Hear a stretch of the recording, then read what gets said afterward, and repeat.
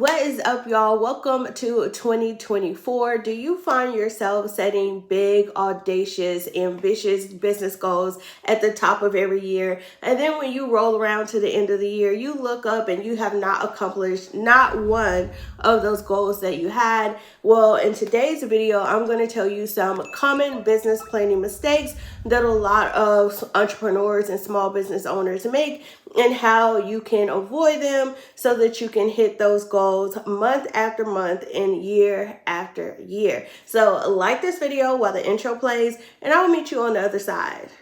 There's no stopping me now. I know my shot, sit down. Money's all over me. I'm called to be rich and be free.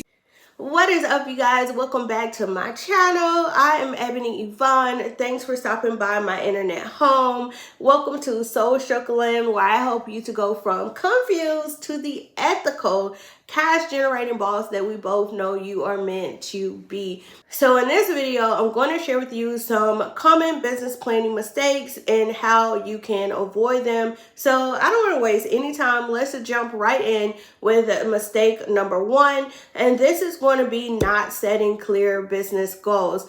Oftentimes, I'll see people set these big, audacious goals to get to a certain number of followers, to generate a certain amount of revenue in their business, to serve a specific number of clients, to get a certain number of media features, right? And whatever those goals are, at the top of the year, it's like, oh, I'm going to get featured in Fox, or I want to be featured in Forbes. I want to serve 1,000 clients. I want to make my first six-figure month. And then they set that goal and they just kind of forget about it. The whole year goes on, and then before you know it, it's November, and they're like, dang, like I haven't done any media, I haven't done any press. I'm like 150 clients away from my goal. I didn't really generate the revenue I was expecting. And then in the last ditch effort, they try to just do whatever they can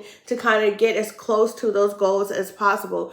And so the first thing that you want to do is you want to make sure that you set clear business goals, and you set not only clear goals, but smart goals.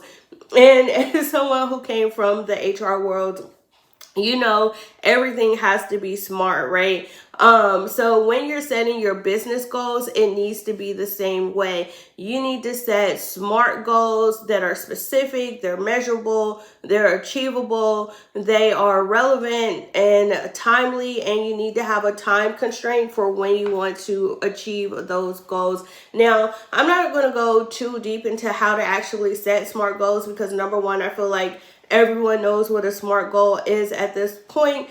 And then also, I have an annual business planning workshop called PlanCORRECT that walks you through how to actually set SMART goals. It gives you a worksheet and everything. And if you're interested in doing some business planning, regardless of when you come across this video, I do recommend registering for my PlanCORRECT workshop, because it will help you to create a roadmap to set and achieve your business goals, and actually write out a actionable step-by-step plan for how you're going to get there.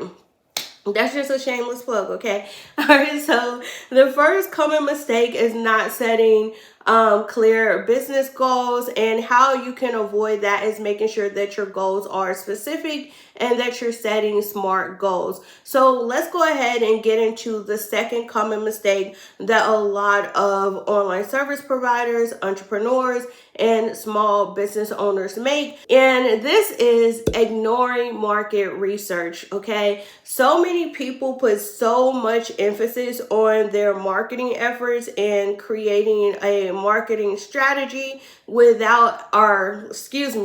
using marketing tactics without actually having a market strategy. And so when you're actually deciding how you're going to hit your sales targets, how you're going to promote your products and services, you need to do market research, look at industry trends, what is going on specifically within your industry. And you want to also just look at general market trends and do market research as a whole. Do a competitor analysis. Look at your competitors, not to copy what they're doing, but look at your competitors to see what are they doing really, really well? What is really helping them to stand out? What are some things that they're probably not doing that well that you can really capitalize on and fill those gaps within your industry, right? You also want to do a SWOT analysis. A SWOT analysis is something that is so simple, so basic, but yet it's so effective when it comes to business planning and you actually being able to identify the strengths and weaknesses that you have within your business, or the opportunities or threats that may exist outside of your business. So listen, do not underestimate the power of just doing simple market research, doing competitor analysis, looking at industry trends to help you shape how you actually develop a marketing plan and strategy within your business. Just doing that research is definitely going to help you come up with a more powerful business plan to hit your goals throughout the new year. So let's move to the third common business planning mistake that a lot of online service providers and entrepreneurs make. And this is failing to do any financial planning at all. Financial forecasting is a thing, and it is going to be very important. So again, when you set those big income goals in your business, whether you want to get to a specific revenue each month, for the entire year, for the quarter, you don't want to just set a goal and forget it. You really want to mastermind and map out how you're going to get to those financial goals. And in order for you to do that, you need to be realistic and know what your actual monthly expenses are, right? It doesn't make sense to set a goal to say, hey, I want to make $10,000 each month, and then your expenses are $11,000, right? So you need to map out your expenses so you know exactly how much is even costing you just to be in business and to operate your business day to day. You also want to map out your planned income and what goals is it that you want to reach. If you want to get to 10K months, what's going to be your plan to get there? And in order to do that, you want to make sure that you set sales targets, right? For all the different income streams that you have, all the income sources that you have generating income into your business, how many of each product or service do you need to sell in order to get to your goals? So if you have that PlanCORRECT workshop, I actually have some worksheets for this in the PlanCORRECT workbook. So there's a worksheet that will teach you how to estimate your expenses. There's a worksheet for how you can set your income goals, and then breaks it down whether you should track it daily, weekly, quarterly, monthly, whatever. And then I also have a worksheet that helps you to set your sales targets so that you know, okay, this is how much of each product or service I need to sell in order to hit my goals.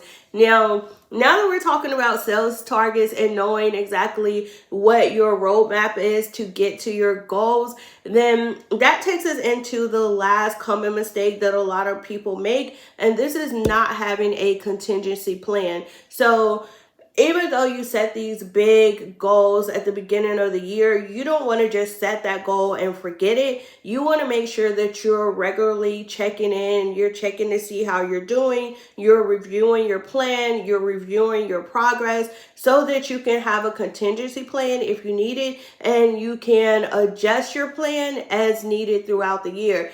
So at the beginning of the year, let's say you only sell one product, and your goal is to sell 10 of those products every month, and that is going to give you $10,000, right? You're selling something for $1,000, and you need 10 people every month to get to that 10K. Well, if you know you only got 5 people this month, then you know that you need to supplement and make up for that in the other months to come. Maybe that means you need to just sell more in upcoming months. Maybe that means you're going to develop maybe a upsell or downsell offer that will help you to recoup that money that you plan to make but you hadn't made yet.